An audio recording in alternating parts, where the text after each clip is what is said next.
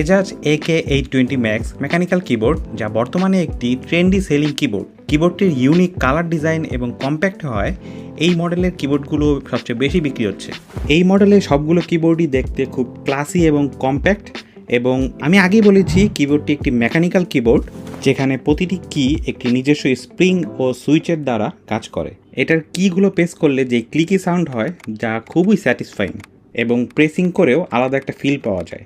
কিবোর্ডটি 75% compact design, অর্থাৎ normal কিবোর্ডের মতো ডান দিকে কিগুলো নেই, তাই এটি কম্পিউটার টেবিলে কম স্পেস নেয়।